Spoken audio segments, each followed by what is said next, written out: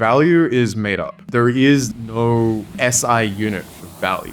Mark Richardson, project lead at Bancor Protocol. It's very difficult to understand why people value things. If you have a look at the market leaders in cryptocurrency, like Bitcoin is, I think, hands down, probably one of the worst blockchains from a technical perspective. It's very, very limited capacity. It's a bit of a dinosaur compared to like some of the new and emerging blockchains. But that doesn't stop people valuing Bitcoin and like the cultural significance that Bitcoin has. But that can change in a heartbeat. Like who says a house is worth it, millions of dollars? When I was a kid, it was very unusual for a house to cost more than like, say, $300,000. And for all you know, we might be headed back there tomorrow. Culture does change that quickly.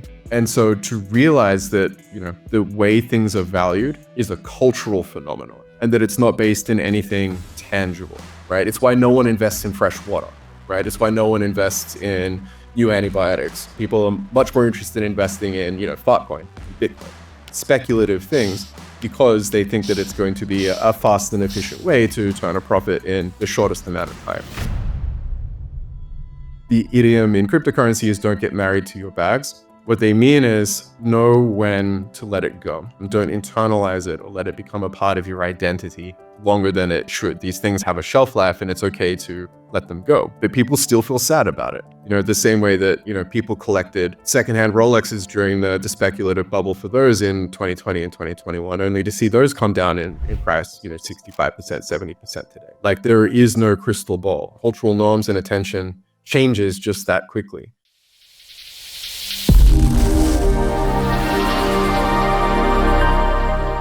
Bonded by Science, proudly presented by Noble Blocks. So, Mark, welcome to Bonded by Science. Super excited to have you here with us today, diving deep into your career from academia into Bancor and, also getting some insights on where you see the future and how it might look. So thank you very much for joining us on Bonded by Science. Thank you so much for inviting me. I'm very happy to be here.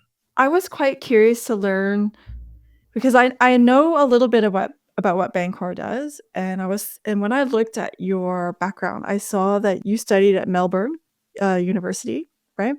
And then from there, you went into the US, and you also did some postdoctoral research.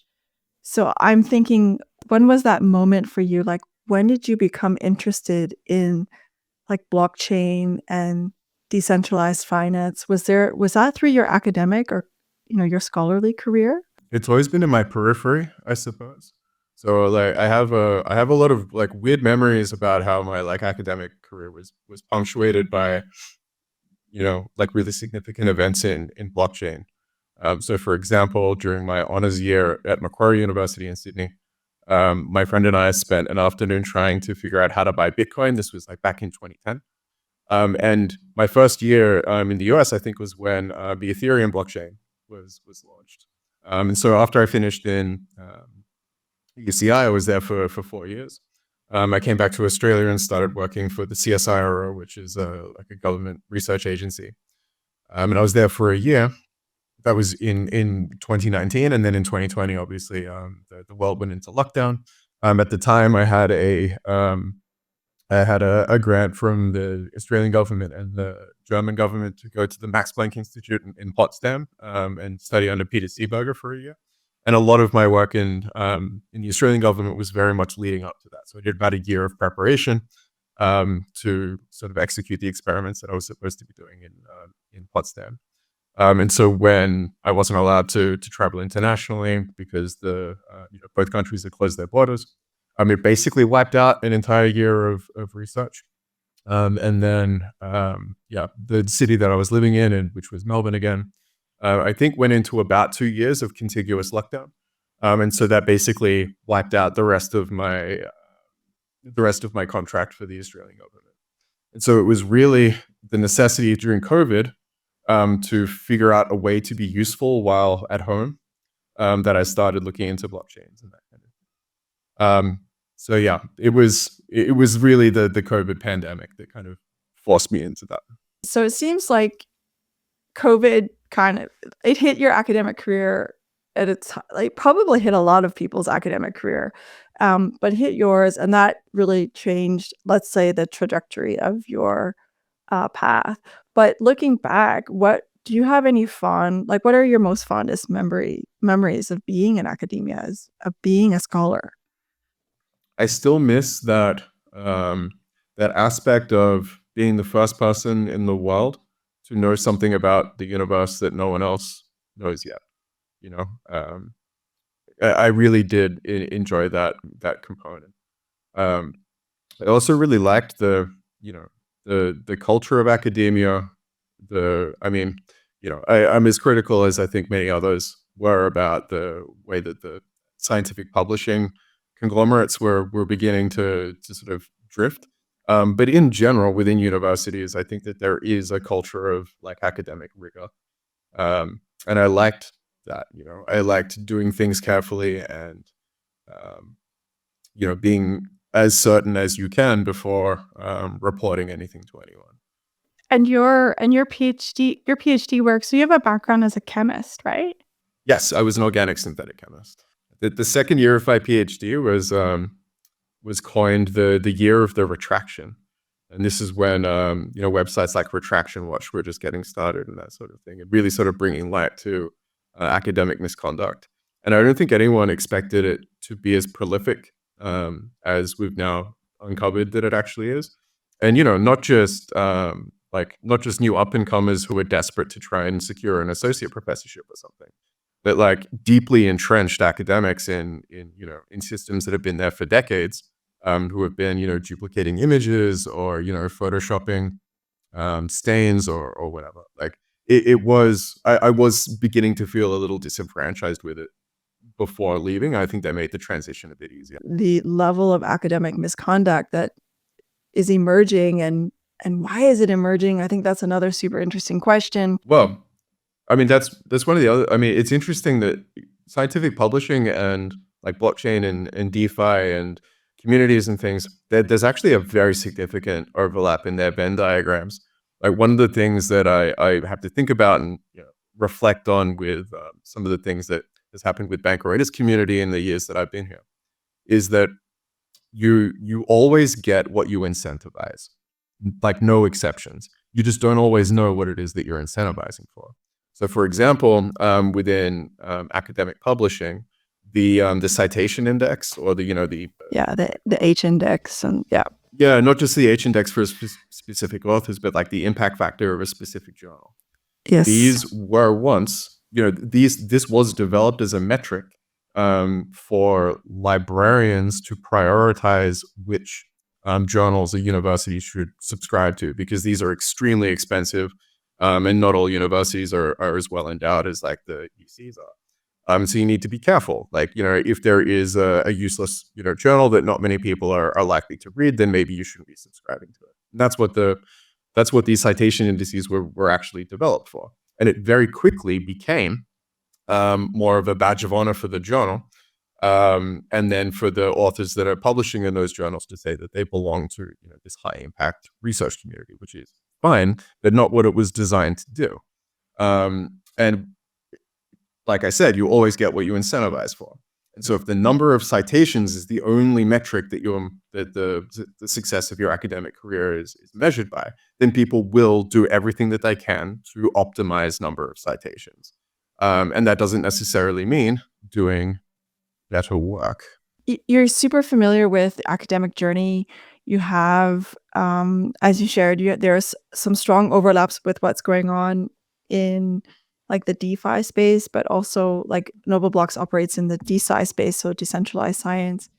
When I was looking at your career path, I know a lot of other scholars and academics are super curious about like transitioning out of academia and then going into to the real world, as some people will call it. But you transitioned into DeFi, so decentralized finance. Even more imaginary world. Even yeah, that's one way of putting it. How do you feel? Like, is there any skills that you felt were like highly transferable to the position that you first started with when you began at Bancor? Let me answer your question sort of this way. I remember when I was in my bachelor's program, for example, I took a lot of classes thinking that these are the necessary classes that I need to take, and this is the course material that I need to really master in order to be successful as a researcher in chemistry. Only to find out that basically all the stuff that they teach you is sort of completely useless, and that in research you really need to be operating at really at that frontier of understanding, to the point where no one's prepared any textbooks or anything for that material yet. You basically get taught stuff that's 40 or 50 years old, and then immediately have to pivot into learning what is contemporary knowledge in your field. And so, okay, what is the point then of doing all of those classes? And what I told my students at UCI is that you're really here to learn how to learn, right? We do the stuff because, yes, it's going to provide some structure for the knowledge that you're going to have to garner for yourself as you move through the rest of your research career.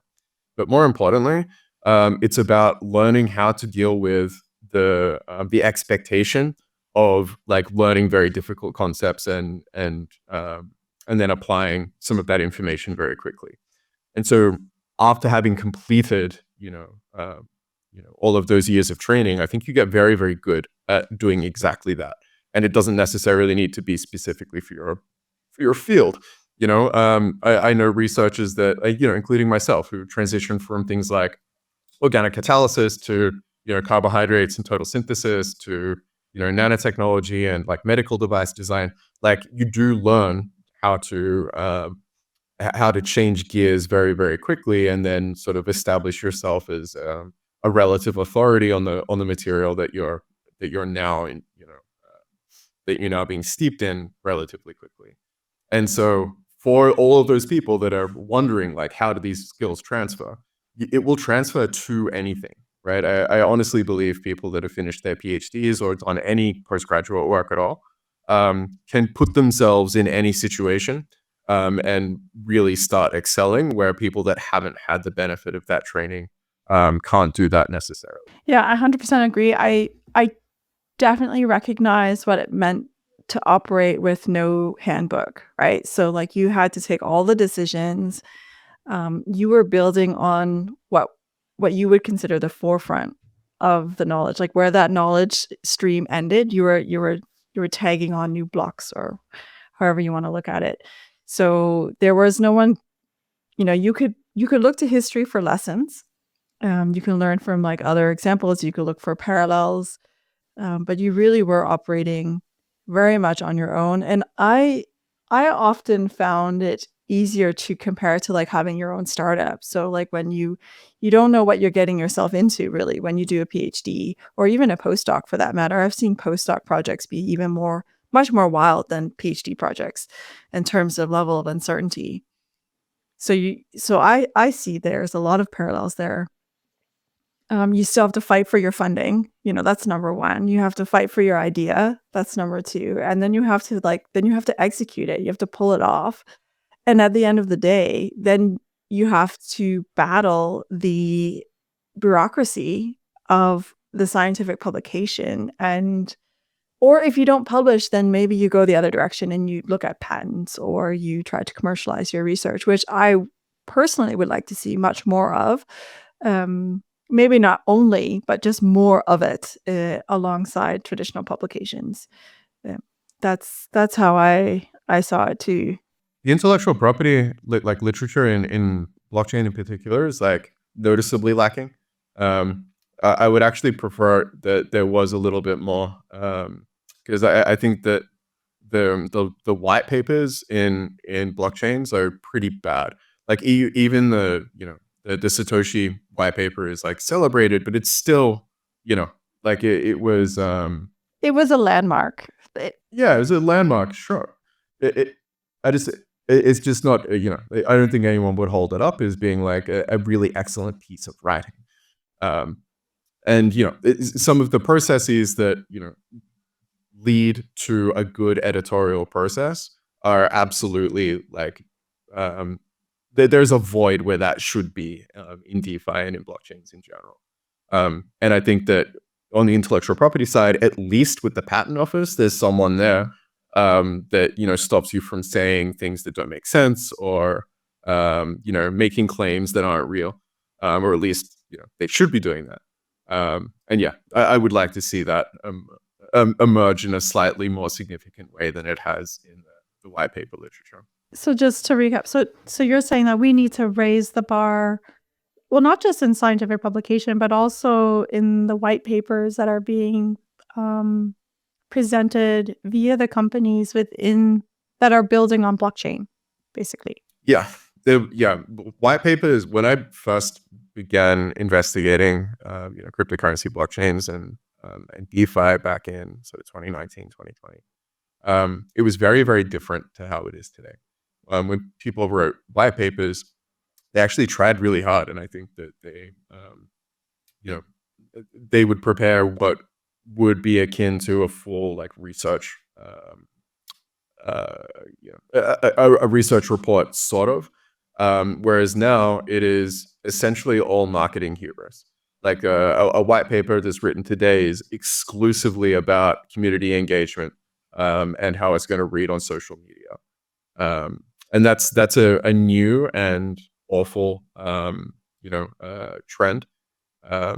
And yeah, I would prefer that this industry hold itself to a higher bar, but I also know that what gets eyeballs isn't necessarily good, rigorous research. The same in scientific academia. Yeah, but that might change, right? Because as you and I are both witnessing what is probably another precipice. So you talked about microbial resistance. Now things are really accelerating in this space.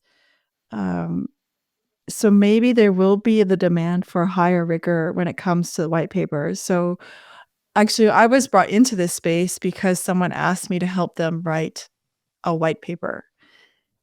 Which white paper was it? Oh, it was one for Noble Blocks. So I was like, well, I don't know anything about blockchain. When I started, I knew I was so naive.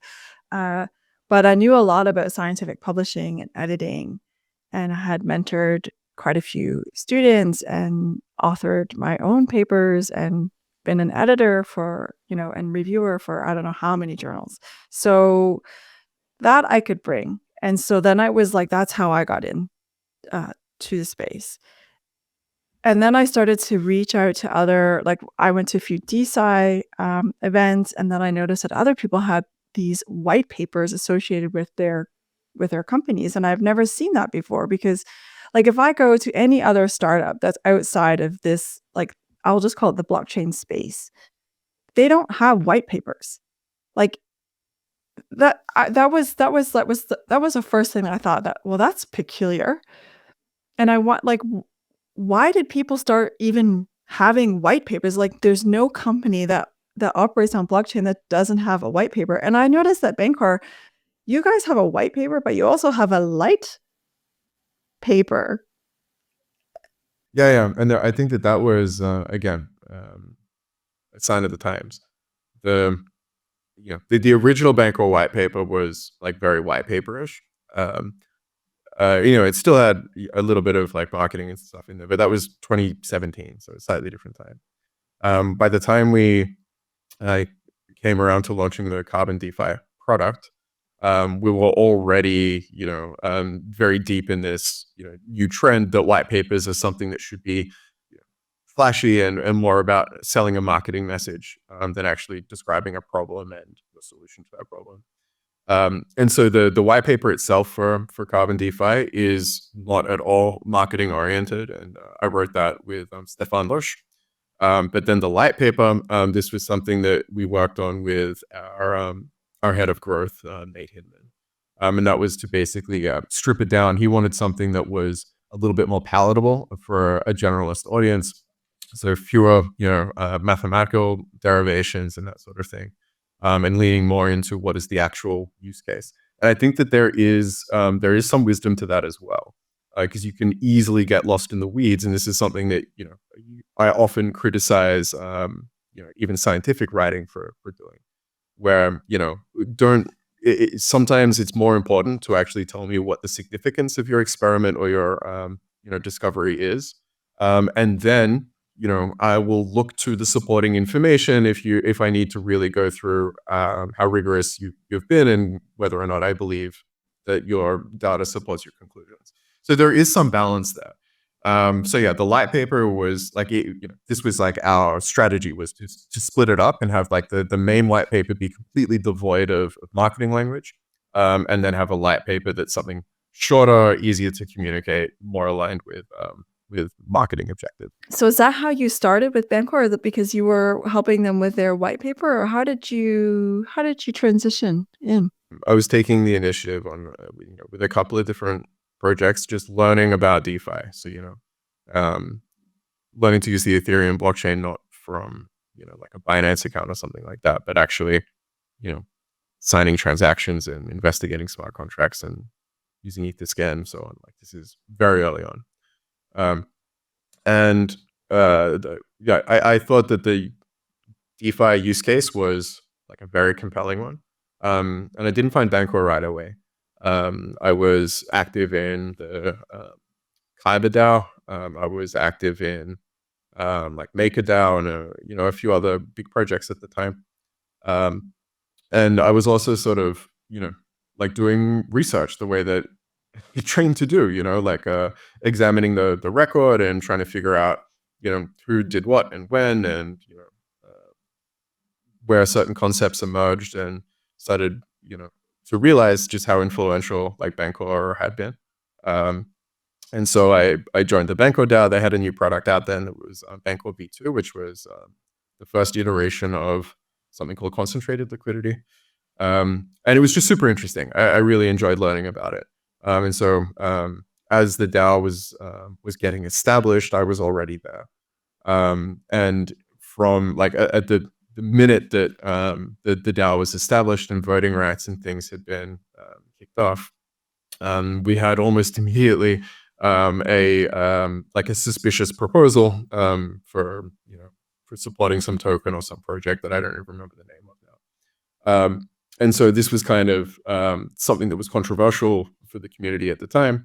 And so what I did was I got on Discord and I wrote in real time so that people could give me feedback, like the first like DAO policy documents about like what is considered a valid proposal, how long it has to be available for people to consider it before it goes to a vote, that sort of thing. Really formalizing some of those processes.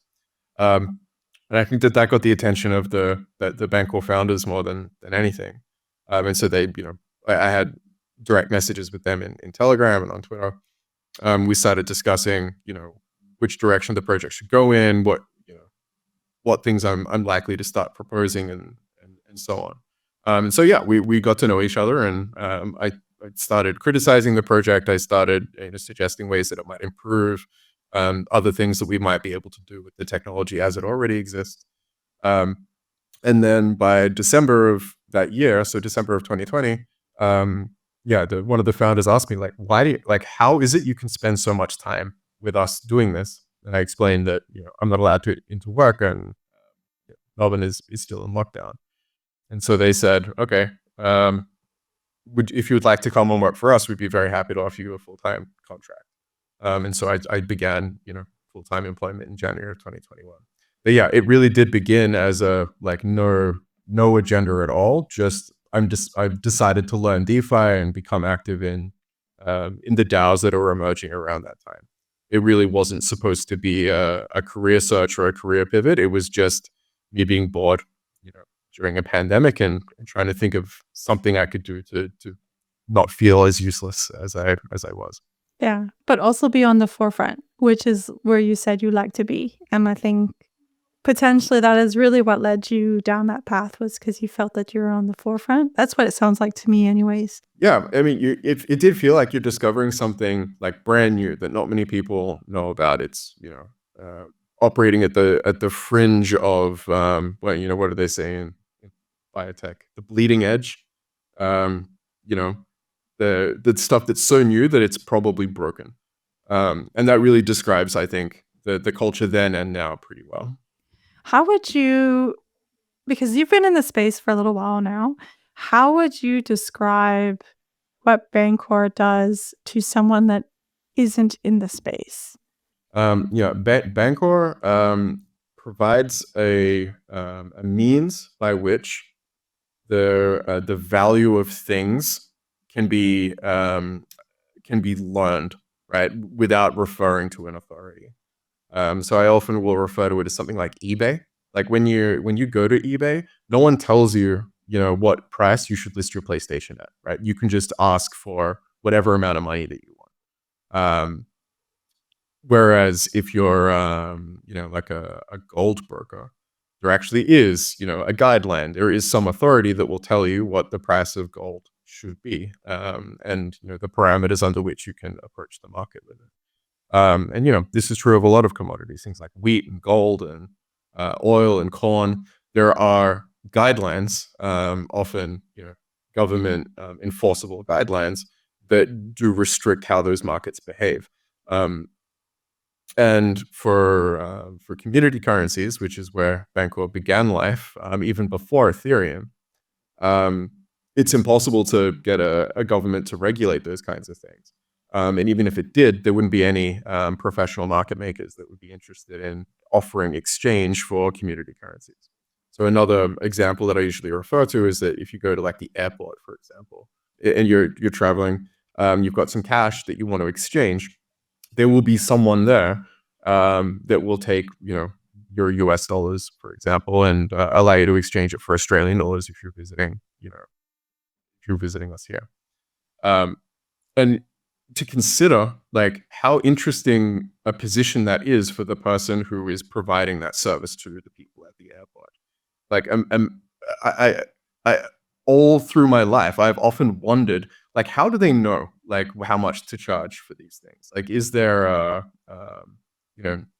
method where how is their business profitable? Like, what happens when, the US dollar or the Australian dollar suddenly tanks? Like, do they get upset that that they've taken on significant inventory in something that's losing value?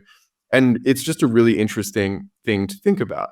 And then think about that, okay, for things that are as well established as the Australian dollar and the US dollar and so on, that there is significant infrastructure and momentum there, that enough people are paying attention to it, that it will be figured out eventually. There's so much of an opportunity there that that governments and companies have occupied that space very early on and will continue to occupy it forever. But if you're issuing a new cryptocurrency, there is no or was no infrastructure for that. Like, these aren't things that you can trade at the airport or that you can use to to pay for goods or services using your credit card, or at least you couldn't in 2017 when the project was getting started. And even if we did accept that there was going to be someone like a forex broker, like that person at the airport, doing those kinds of things for cryptocurrency, how does that feel, given the the permissionlessness, the rejection of authority that's so deeply entrenched inside the cryptocurrency and blockchain ethos?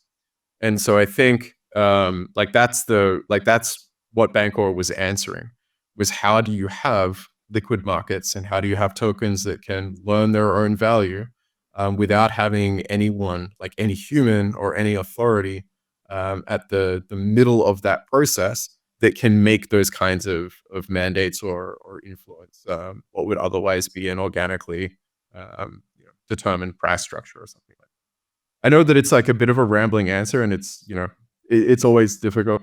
I'm trying to because I see how the space is very decentralized. So you have a lot of companies, like for example, Nobleblocks has a utility token, and it will have its inherent value as we grow. So it will grow its own value. But if we were to, so if the way that I understood what you said is like, how do you exchange two things? That's assuming they're things, right? Could be knowledge, it could be an asset, it could be something, anything. You're basically answering the question is like, how does each side determine its worth? And then like how much, like, and what do you, because I was just thinking, I never really considered because everything I thought was relative to the US dollar. So like when I first learned like Bitcoin, it always like how much USD is that? But when you look inside in the blockchain ecosystem, actually you don't need the US dollar, right? So you would start to look to say, well, how much is this current or this asset, how much of this asset can trade for that asset? And there's not just one asset that sets the benchmark, right? It's not all relative to one thing. So you actually have a lot of moving parts. It's very chaotic when I start to imagine what it is that you guys are trying to do. Am I on the right path here? Yeah, you're on the right path. Maybe let me tell you a little bit about how Bancor got started, and you can, I can share some more details with you if you like. But one of the founders is named Eyal Herzog, and he founded a company way back when called MetaCafe, which was a video sharing site similar to YouTube, but obviously eventually YouTube won the war for traction there. And on reflection, what he surmised was that what YouTube was better at doing was providing those special interest, what he called long tail, user content that actually turns out is 99.9% of YouTube's retention. So it's not the big hit videos, and you certainly there's no shortage of examples of those kinds of viral videos and other things. But even in the wake of things like Gundam Style, which I think has amounted to 1 billion hours or more or something of user attention, it's still nothing. It's a drop in the ocean compared to what people actually spend most of their time on YouTube watching. Whereas MetaCafe was making the other assumption. It was like, no, let's find the really trendy best hits videos and put that front and center, prioritize that content because that's going to be what users are here for. And that was a mistake. That's absolutely not what people were showing up at YouTube and MetaCafe for. And so YouTube eventually won because it was much better at accommodating that kind of user behavior. So MetaCafe eventually was shut down. The next the next thing that sort of punctuates Bancor's story is Eyal learning about Bitcoin in 2011. There was a small over-the-counter Bitcoin exchange in Tel Aviv. And so he was learning about that and learning about the Bitcoin developer community, and he just loved it. And he was also at the time, just out of his own volition, studying the way global finance works. And I think that, for a lot of people that find Bitcoin that early, they were studying global finance or at least becoming more skeptical of it. And he discovered a gentleman named Bernard Lietaer, who was a very, very strong advocate for the idea that there should be more currencies, that this idea of having 5 world reserve currencies is a really terrible idea.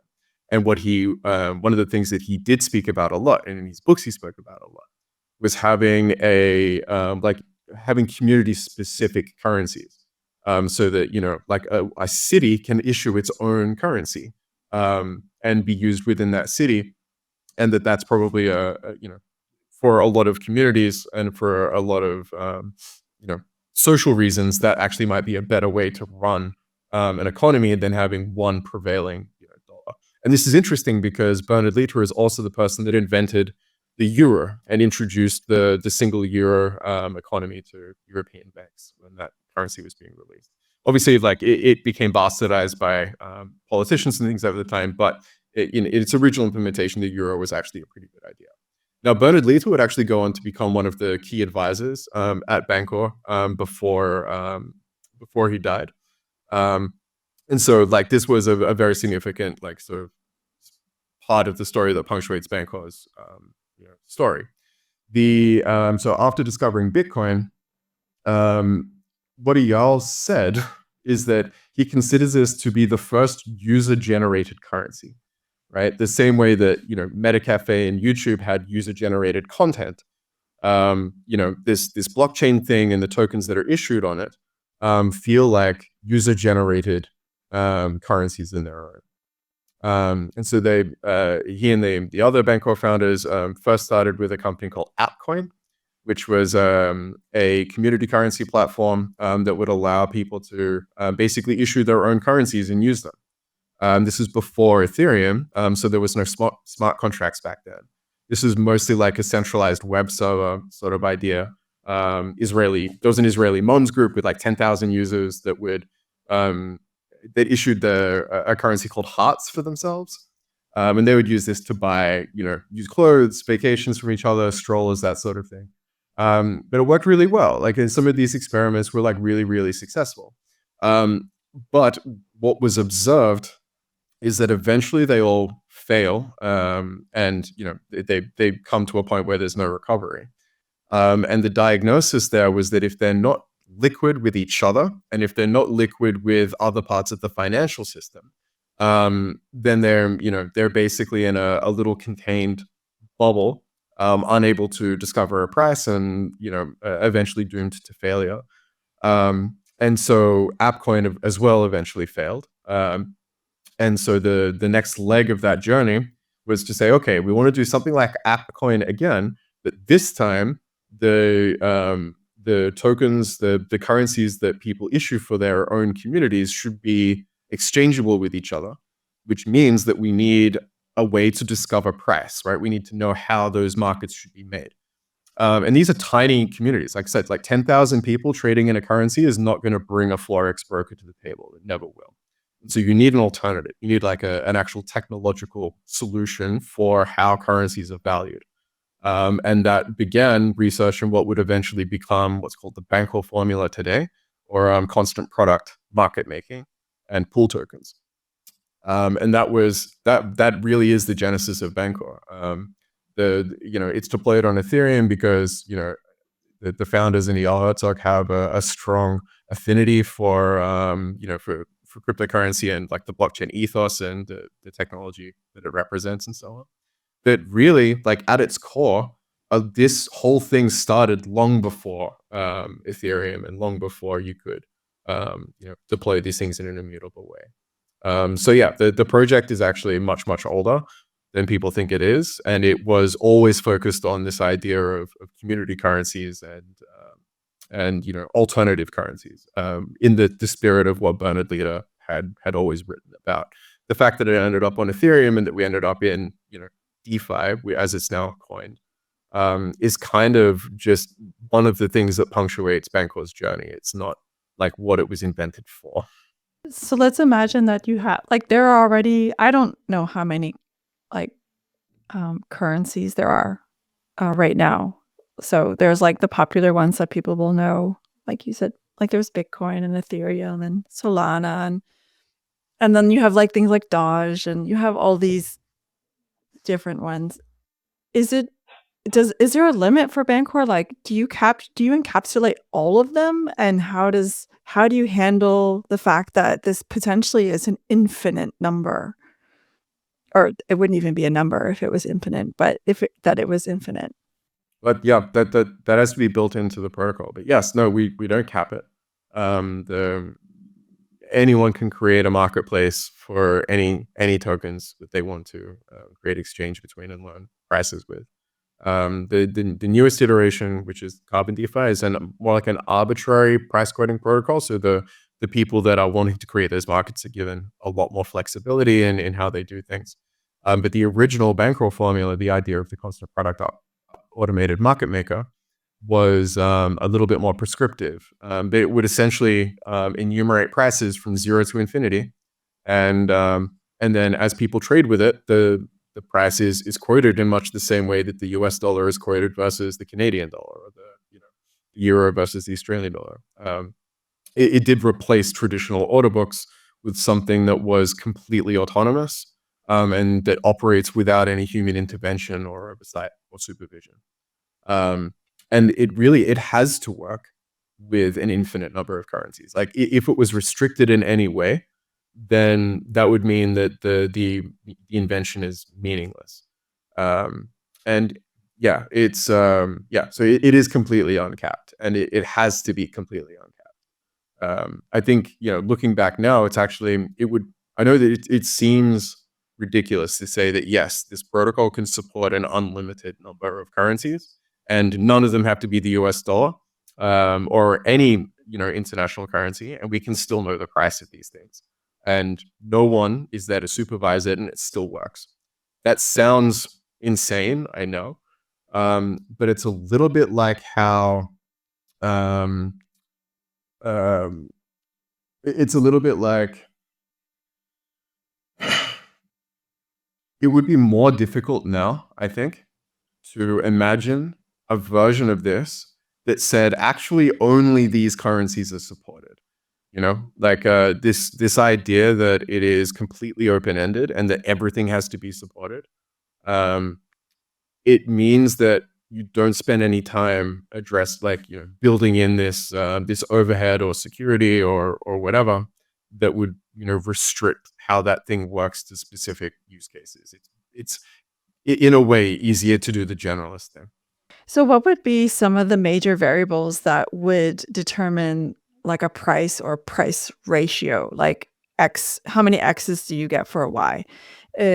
How, like, are there 2, 3, or are there like 20? Is it 100? It can be a lot.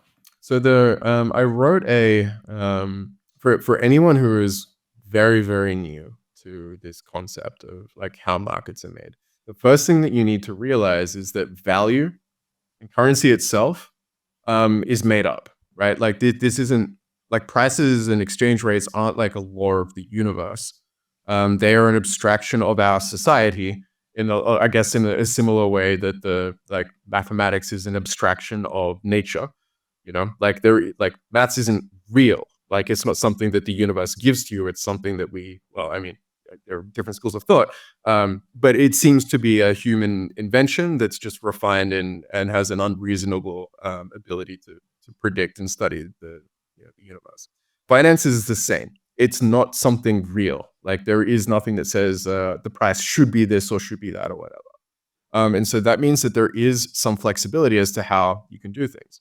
When I wrote about our new product back 2 years ago now, one of the things that I did was I went to eBay and I pulled all of the prices for PlayStation 5s. And I pointed out that, if you're in the market for a PlayStation 5, like pre-Christmas, maybe you've got a kid or something you're buying one of these consoles for. Assuming that they're all the same, like which one would you buy, right? It's always going to be the one that has the lowest listing price, with shipping and everything else included. But then like after someone buys that cheapest PlayStation, then the next person to buy a PlayStation has to buy the one that's the next most expensive up, right? Assuming that there's an efficient market and everyone's making rational decisions. The cheapest PlayStations will be the ones to sell first. And then eventually, as we get closer to Christmas Eve, the more expensive PlayStations will start selling.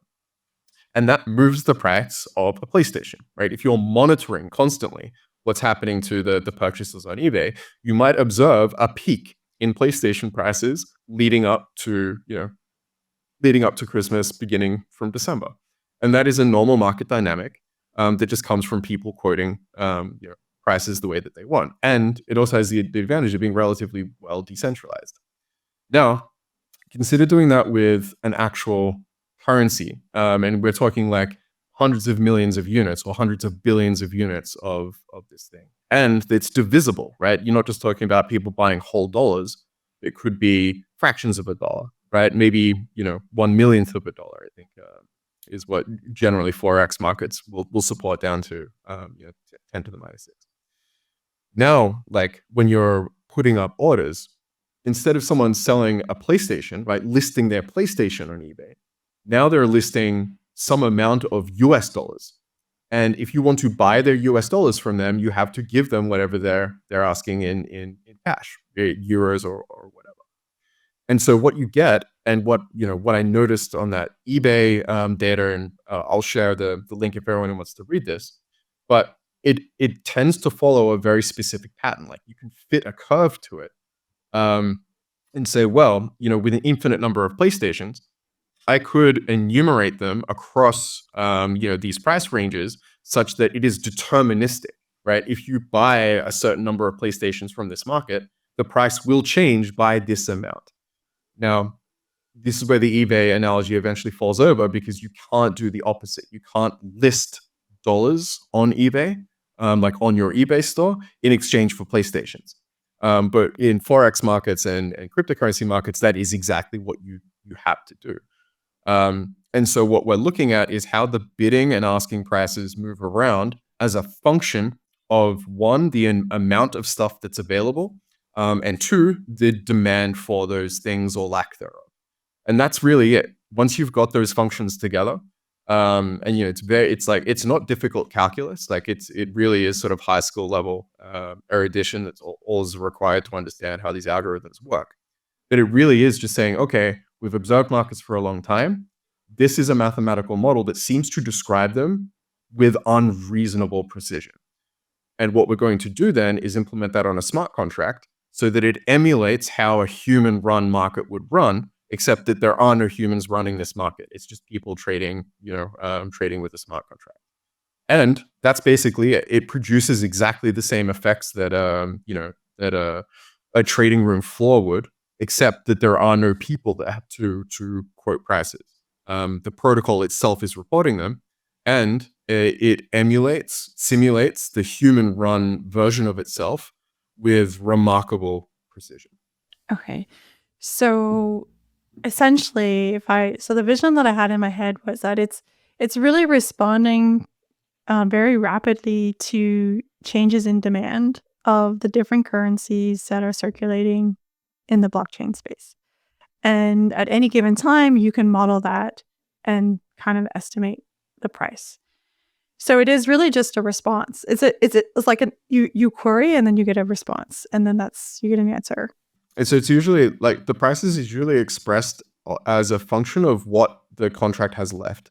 So for example, imagine that you've got, I don't know, like 10 potatoes, and you're going to go to the farmer's market, and you're going to sell you're trying to sell all 10 of these potatoes.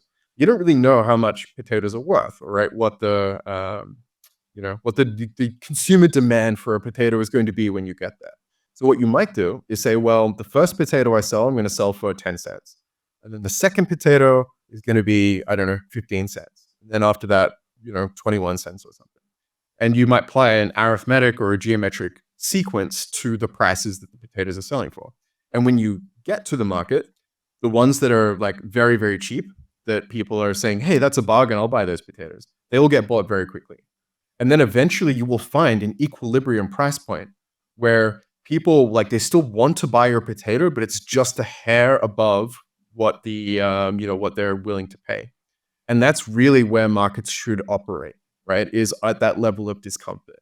Because you want, as the potato merchant, you're trying to get the highest possible price you can for that potato. But the consumers are trying to get the lowest possible price. And so that's all we do. We say, fine, give me your 10 potatoes, decide how you want to enumerate their prices, except that we can do it down to an infinitesimal of a potato, right? Rather than just doing it for whole potatoes, we do it continuously across every atom of the potatoes that you're selling. And the market will discover a price. And over time, it will change. Like maybe there's a big barbecue or something coming up, people will pay more for those potatoes. And yeah, when demand is waning, the potato price will come down. And all we're doing is obeying that enumeration of the prices on the contract. It's not an actively maintained system. Does it have predictive qualities as well built in? No market does. Like there have been Nobel Prizes won for this kind of stuff. Markets are intrinsically chaotic.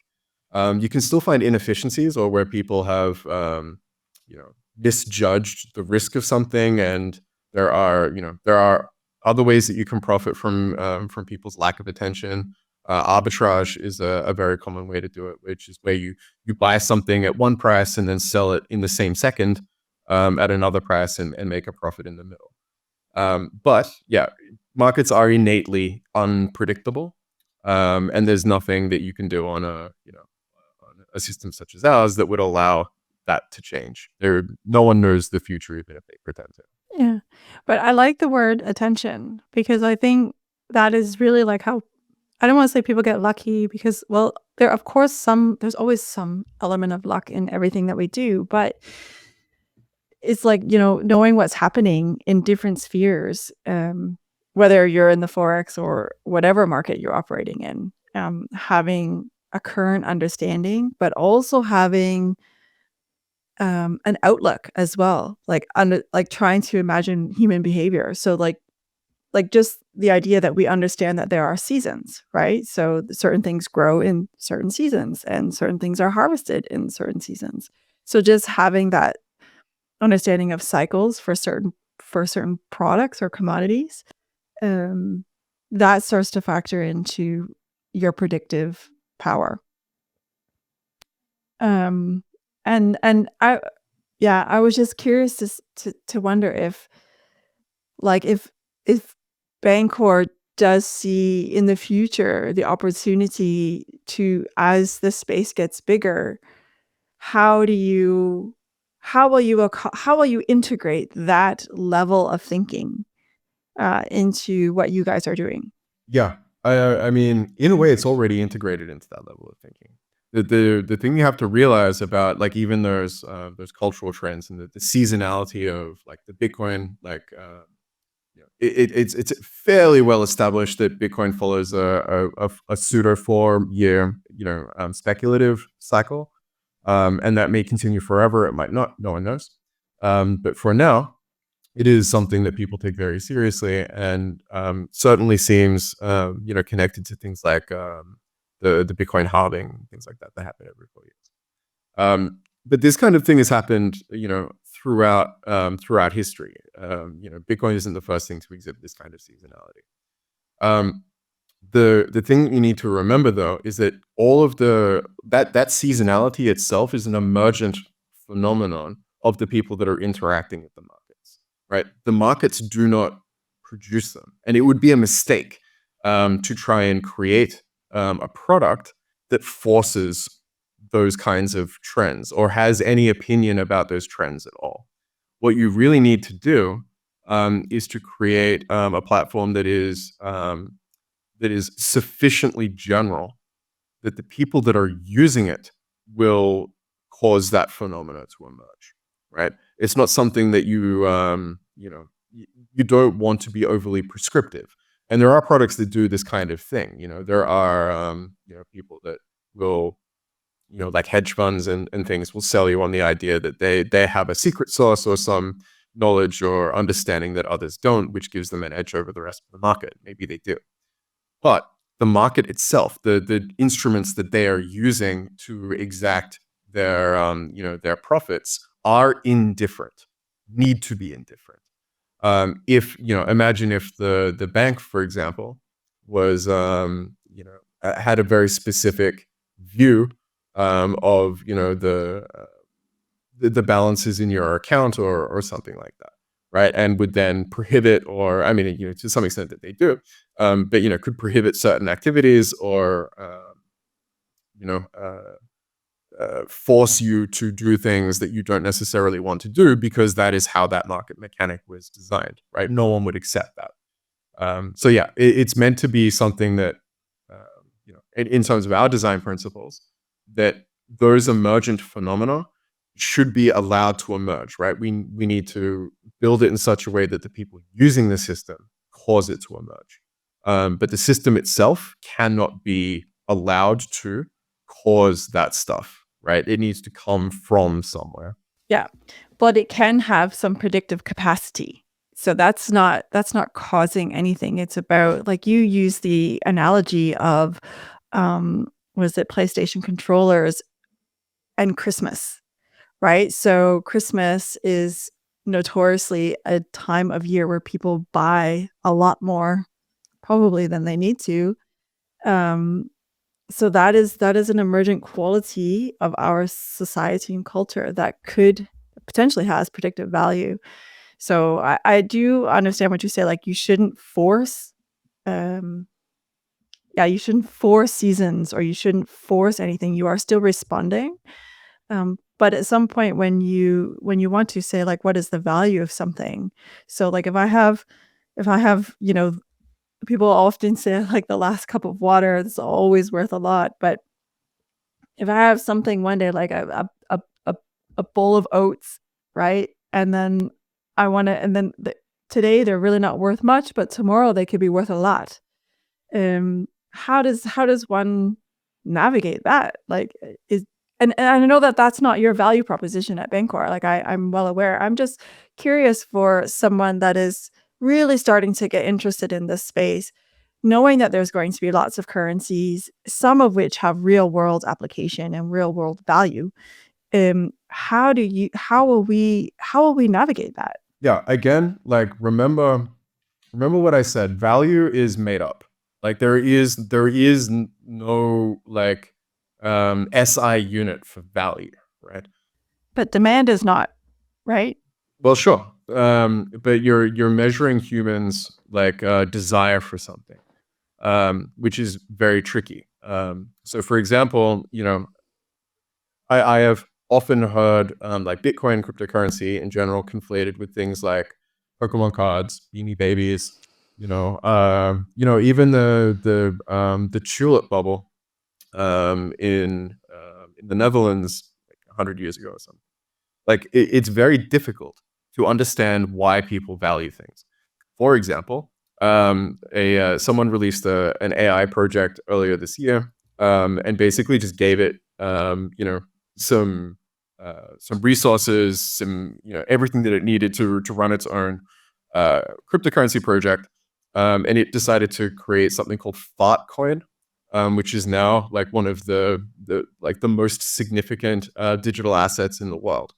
And there is no value, like there is no greater significance other than the cultural significance. So it is usually a mistake to try and measure things based on their real world applications, specifically because it historically it just hasn't played out that way. Today, if you have a look at the market leaders in cryptocurrency, like Bitcoin is, I think, hands down, probably one of the worst blockchains from a technical perspective. It's very, very limited capacity. It's a bit of a dinosaur compared to like some of the new and emerging blockchains.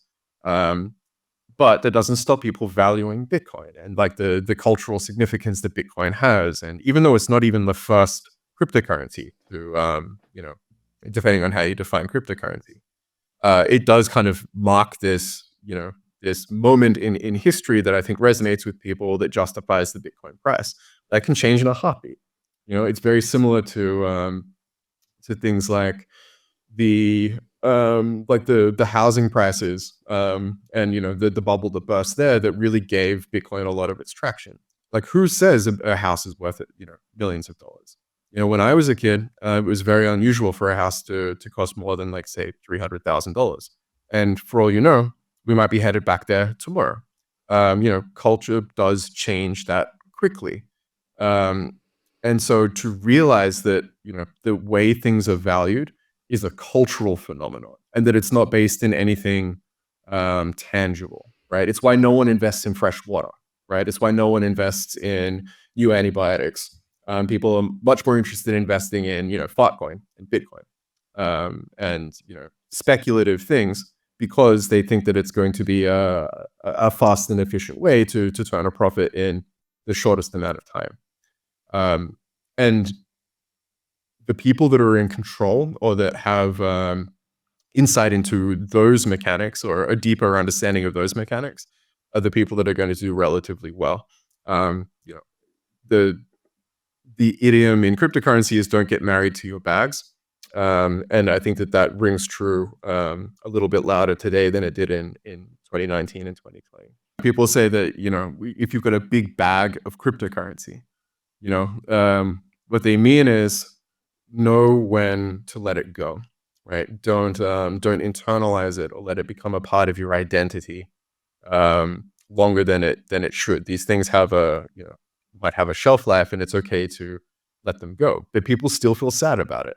The same way that, people collected Rolexes, secondhand Rolexes during the speculative bubble for those in 2020 and 2021, only to see those come down in price, 65%, 70% today. Like there is no crystal ball. Cultural norms and attention changes just that quickly. If you think that you've got a grasp on it, that something is going to be, that important to society, that it's going to be worth a lot of money, be reminded that all of the things that are already the most important things to society are almost worthless. Like I said, no one has fresh water in their portfolio, even though it's an extremely diminishing resource. No one has, new cancer therapies or new antibiotics in their portfolio, but they do have Bitcoin. So yeah, try not to pay attention to the fundamentals. It very, very rarely translates into into valuations that you think might justify that narrative. Yeah, that makes sense. Yeah. Yeah.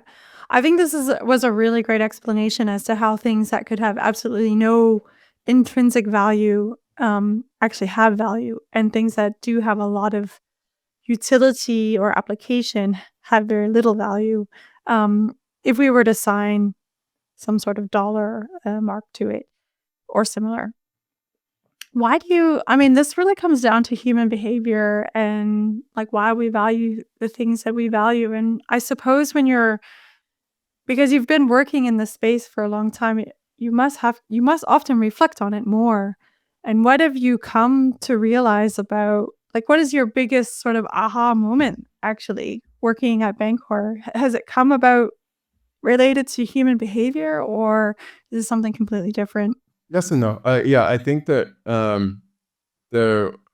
I would encourage, I really encourage people to look into this concept of financial nihilism, specifically financial nihilism. I think that it holds a lot of water, and especially with like the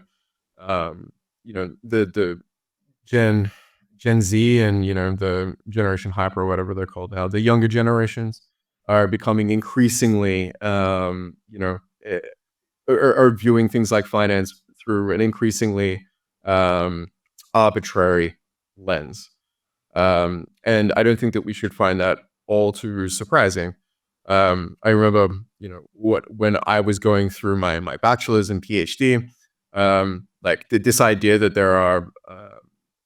that we're currently going through a global financial crisis, and there's likely to be more like it down the track, I think set the stage for those slightly younger than me to view money and value itself as intrinsically pointless.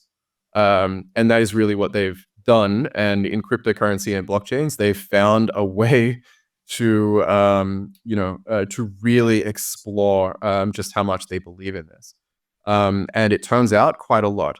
The meme coin community, so tokens that are associated with like a cultural idea or joke, or an icon that people just recognize, are probably the most valuable assets in the world at the moment. And it's absolutely stunning. Like hundreds of billions of dollars of value gets traded in these things. Some of it is malicious or made up, but it's a mistake to think that it's not a legitimate phenomenon. It is absolutely a legitimate phenomenon. And in a way, like, that is the community currency story that that Eyal Herzog started way back in with AppCoin, and what Bernard Liedl was talking about. But yeah, it's I think it's difficult for people on the in the slightly older demographics, so mid-30s and up, to really understand how the younger generations are viewing this kind of stuff. But this comes back to time. Like when you talked about it in the opening today, it was like I had the time to figure it out. And I would argue that I don't think that it's because they're older or that they are not interested. I really just think that they are so preoccupied. Yeah, it could be. And it's broad strokes, right? Like, it's very difficult when you're talking with population statistics to say anything that really captures the truth in any significant way. What I will acknowledge is that there are people that throughout their entire life are pretty good at maintaining their finger on developing technologies. Like, people that adopted mobile phones when they first came out might be, they weren't necessarily young professionals. They could have been, grandfathers or grandmothers at the time. There are so many cases like this, but there's still like a trend, right? There's still like this, the baby boomer generation, this idea that all of your money, like everything that you've ever done in your life, should be put into your mortgage. Is a very boomer like staple belief that is abjectly rejected by younger generations. Like, if I don't have a place to live, who cares? Like, it's so unachievable anyway, that there's no point, worrying about it. And so I'll do something else. Like, there are things that I think do allow generations to be categorized not necessarily by the year that they were born, but the type of things that they believe and what their worldview is. And it's certainly true that the older generations are more critical or cynical of cryptocurrencies and what they represent, and that younger generations are more receptive to it. But yeah, I agree. You mentioned something like that meme coins, like it's like legitimate regardless of whether or not anyone that listens to this podcast believes. The fact that it has the volume of trade that it does now and that so many people are willing to pay for it shows that is something that they want to value. Do you think that it has something to do with the idea that people are seeking identity or some form of ideology, and this is a way for them? Or do you see it as purely an opportunity? They see it as an opportunity to make money. It's a really hard call. I think for certainly for a lot of the people that are doing this with some regularity, they are looking to get the crazy returns that some of these things are able to deliver. For some people, it's like fun. Like, they enjoy owning this thing, right? The same way that someone might enjoy owning, like a luxury watch. Like, a lot of people buy these things not because they're planning to sell it later for a profit, but just the fact that they own it makes them feel better. For some people, cryptocurrency is like that. They do just like owning these things.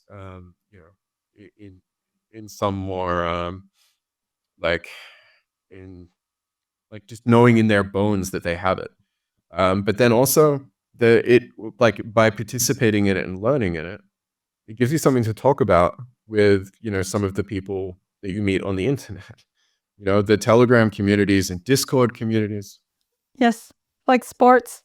Like sports, exactly. It's like, yeah, it's fantasy baseball mechanics. I was quite intrigued by when you brought up that the younger individuals today view money and the value that we give to things through a different lens. And when we kicked off this conversation, we had the first topic I knew was going to come again was about time and how much time will influence how quickly people become aware of this space. But the other is the incentivization, which is what you brought up. You said that we tend to get what we incentivize. So if I was to look at the younger generation and saying that they view now value and money differently, is it because we have unknowingly incentivized that? Yes, absolutely. So for example, I think that it is it's a foregone conclusion that the richer you are, the more money will just be given to you. Like, you can become rich enough. You don't even have to be that rich anymore, where you can just like decide not to pay your tax and no one is going to do anything about it. Or that you can take crazy business like decisions, and when they don't pan out, the US government will print money and give it to you, right? You can do this to on a $1 trillion scale, too big to fail, quote unquote. And that's okay. Like, there are no consequences. We'll just produce more money and everything will be okay. And I think to grow up in that environment, and it is relatively new, right? The loss of like the gold backing from the US dollar was something that only happened under Nixon. Like it is a brand new financial world. People think that these systems are ancient, but they're not. They're only a few decades old. So to grow up with that kind of knowledge, that basically you're coming to a monopoly game, like the board game, where everyone's already been playing for days and you're just getting started. And then asking people to take the game seriously, knowing full well that they're at such a strong disadvantage. I think we shouldn't be too surprised that they rejected it. There is a phenomenon in social psychology called narcotization, something that Chuck Palahniuk wrote about in, I think, nonfiction. But basically, the anecdote there is that there was a study done to try and work out how to get people to take their oral hygiene more seriously. And so they were looking at mildly positive things that you might say about, how good your teeth are going to look and how it's going to feel and that sort of thing, to like mildly provoking like negative thoughts. So things like, oh, you might get tooth decay, you have to go to the dentist, and that's going to cost money, to like really negatively provoking stuff where, this is how bad your mouth is going to be, like showing them horrible pictures of teeth falling out and gum disease and that sort of thing. Yeah, like the cancer on cigarette packages, right? Yeah, and so actually that's another one more recently. So the amount of people quitting smoking has gone down as a result of that. And similarly for this like strong provocative imagery for the dental hygiene thing, the explanation that we have is that the reason why the group that was shown the really provocative imagery stopped brushing their teeth at all, like they didn't just not improve, they retraced, they stopped paying attention to their oral health. It's because if you show someone an obstacle that seems insurmountable, rather than motivate them, they will just give up.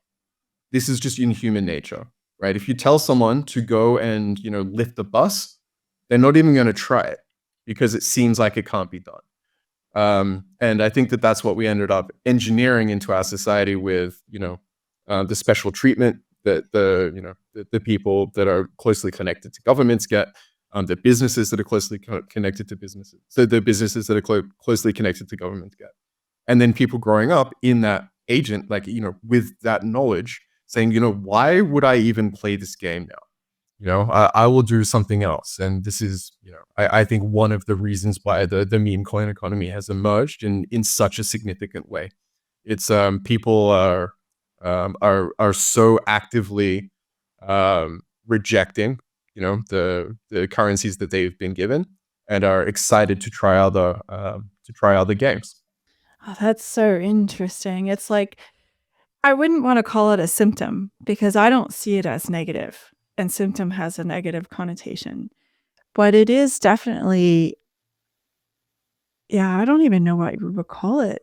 If it's just a response, right? It's a natural response. Yeah. Society will always reorganize itself. This won't be like, let's say that this does, significantly disrupt the global financial economy. And I think that there's a good chance that it will. It wouldn't be the first time, right? It wouldn't even be the first time this decade, like the fact that world currencies haven't been touched in a relatively long time is the exception, not the rule. We already have the BRICS alternative standard from Russia and China and its allies. It looks like places like Argentina are starting to embrace things like Bitcoin instead of the US dollar for their national economies. Like it is like people should be so unsurprised if this time in 10 years things like the euro and pound sterling and the US dollar and these kinds of things are a lot less important than they used to be, because it is a relatively recent phenomenon that these things are important. We're really just revisiting what the last 1,000 years of human financial history has looked like. The fact that we grew up with it and it's been relatively stable for a few generations is an interesting historical curiosity, but it is not something that has been around for a very long time. I can't help but wonder or imagine that it's also because we're becoming more of a digital realm rather than like a land-based geography. So as we become more online all the time, like you could be like literally like you're sitting with me in my office right now, right? There's like really no space between us at this particular moment. There's, we're synced in time, all of that. So we're just in a different realm. And if you think about the dollar and other currencies, they tend to also be attached to a geography, which could be considered in itself an empire. And if you look back in history, then we know that large empires tend to somehow find a way to collapse, right? So that's potentially what we're observing now. But it's just a lot more complicated because there's so many more moving parts, and we're at the forefront. So there's no handbook for us. We are the PhD students in our own experiment, literally at this moment, trying to understand the world um, as it turns. So yeah, this has really been a super fascinating conversation. I think my head is still spinning. Um, I've definitely opened my eyes to seeing it differently. Like also with the incentivization, it's never crossed my mind that we have actually incentivized the younger generation to not care as much about money because we have, as you have put it, um, potentially made what we value insurmountable for them. So they just said, well, okay, well then I just don't want that. I'll just create something else. And then suddenly we're on the outside and we want what they have. Really interesting, Mark. Before we head out and get on with the rest of our day, I'm quite curious to know if there was a question that you expected me to ask you, or that you wish that more people would ask you, either about yourself or Bancor, that they don't. What would that question be? I think one of the things that I wish I had a more chance to discuss, and I guess it's difficult for me to articulate it as a single question. It is like with the proliferation that we're currently seeing of like new blockchains and competing standards and so on. Like whether or not I think that this is like a superfluous, like unnecessary development. Is this just VC? Sorry, for those not in the know or in the lingo, venture capitalist fueled like development for no particular reason, or is this like the new norm? Like, should we expect to see hundreds or thousands or millions of public blockchains, and that people should know how to use them all? And I don't know the answer to it. I will say that the people that are critical of the emergence of new blockchains in the frequency that we're seeing them, they do have good reason to be cynical about it. The explosion in venture capitalist attention in blockchains is almost certainly due to the fact that they've produced enormous amounts of money for people that invested earlier. They're looking to reproduce those kinds of returns. And so you should know that. But at the same time, I also think of it as like when mobile phones were getting started. Back then, did people think, do we really need two, mobile phone producers? The market's already saturated as it is, and so on. Or, like, do we really need another streaming service and that sort of thing? And,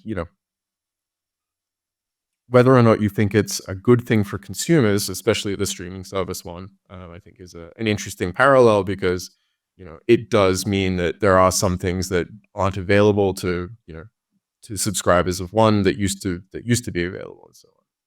But regardless, it doesn't necessarily mean that those other streaming services are doing something nefarious, right? Or that that their want of participating in that place and competing is a bad thing. And so I my personal perspective is that there are legitimate blockchain projects and there are illegitimate, dangerous blockchain projects. And the only way that you're going to know the difference is if you learn how these things work, and choose carefully which things you interact. But yeah. Yeah, I think that was also sort of along the same lines of when I was asking about the different currencies and if Bancor had like a cap, right? Because at some point, like, is there a critical mass? And if we surpass that critical mass, what happens? And either the outcome is that things are naturally like weeded out, like so the bad projects will fall to the side because they have no I don't want to even say value here because we just demystified value. So they're just people are not interested in them, so they fall to the side. And then there's sort of like the legitimate ones, make it through, so to speak. Or is it going to create a new level of chaos that we've never experienced before? Yeah, or even just diversity. Like I think that what people make the mistake of falling into is like the media, like the physical media wars of yesteryear. So like VHS was a competing standard with Sony's Betamax, and DVD, or not, DVD didn't really have any competitors, but there was like a high resolution VHS. But like the Blu-ray disc was a competitor to high definition DVD, and that like only one will prevail, and like there is a best technology that's like necessary to saturate the market, and that's the only way that this is going to go. Again, I think that this is a relatively new phenomenon. Like the idea that, a couple of companies are going to invent the compact disc standard and force other companies to use it, was, an idea conceived in the 80s. It's a relatively new concept. I think with blockchains, we should expect it to be, or to see, a very, very large number of competing standards, and it's going to be a lot less organized. And I think that's okay. In fact, I even think it's a good thing. It feels a little bit more like how research is done in science. It's also how our brain works too, right? So like when you're younger, you have a lot of extra connections, like, synapses are connecting all over. This is why children actually take longer to take a decision, because the pathways are not as, well tuned, so to speak. And then over time, as you do more and more of one thing, then they become very automated, and then the connections that are no longer really utilized, they tend to fall away, or they reconnect somewhere else. So I definitely see it as a process of maturity, and this is the types of phenomena that I love unraveling, because I feel like if it exists in one layer of biology or physics or nature, then it has this emergent quality that you'll see it in other areas of life or our understanding of the universe. So yeah, so bring on the chaos. Here we go. Here we go, indeed. Here we go. All right, Mark, thank you so much for your time today. Really looking forward to talking again. I can't wait for part 2. Very welcome. We're very happy to come back.